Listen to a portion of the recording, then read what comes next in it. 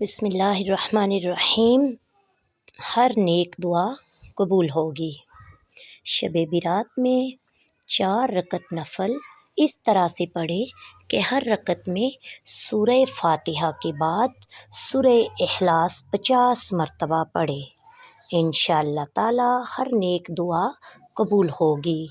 حضرت شیخ امام عارف باللہ ابو الحسن بکری فرماتے ہیں، اس بخشش والی رات شب برات میں یہ دعا کثرت سے پڑھیں: اللہم انک عفو کریم تحب العفو فاعف علی، اللہم انی اسألک العفو والعافیۃ والمعافاۃ الدائمۃ فی الدنیا والآخرۃ۔ اور جو کوئی اس دعا کو بکثرت پڑھے اللہ تعالیٰ اس کو بخش دے گا۔